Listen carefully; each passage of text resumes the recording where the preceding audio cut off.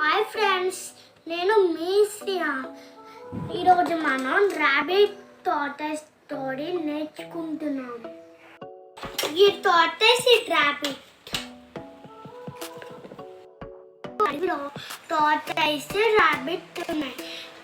రాబిట్కి ఎప్పుడు తనే స్పీడ్ అవుతుందని గర్వం. ఒకరోజు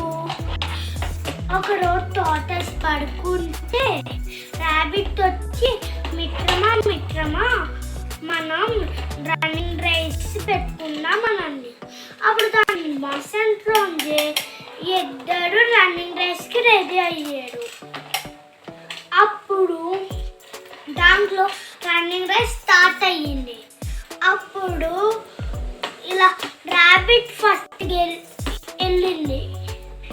టార్టాయిస్ స్లోగా వస్తుంది. మధ్యలో వెనక్కి తిరిగి చూస్తే టార్టాయిస్ ఎక్కడో ఉంది. రాబిట్ పడుకుంది. రాబిట్ సరే టార్టాయిస్ రాలేదు అని కాసేపు విశ్రాంతి తీసుకుందాం అని అనుకుంది. విశ్రాంతి తీసుకుంటూ ఆ రాబిట్కి నిద్ర వచ్చేసింది. అలా పడుకుని పోయింది. టార్టాయిస్ నెమ్మదిగా వెళ్ళింది. అక్కడ రాబిట్ పడుకొని ఉండడం చూసి సౌండ్ చేయకుండా అలా వెళ్ళిపోయింది. టార్టాయిస్ గెలిచింది.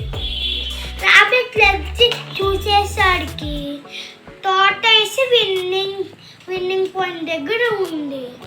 ఇంకా రాబిట్ పరిగెత్తుకుంటూ వెళ్ళింది. సారీ మిత్రమా, నువ్వే గెలిచావు అని అంది. నీ గురించి తక్కువగా అనుకున్నాను, నన్ను క్షమించు. స్టోరీ ఇందులో నీతి ఏంటంటే ఒకరిని చూసి ఒకరు గొప్ప అని అనుకోకూడదు. మీకు నచ్చినట్టయితే లైక్ చేయండి, షేర్ చేయండి, సబ్స్క్రైబ్ చేయండి.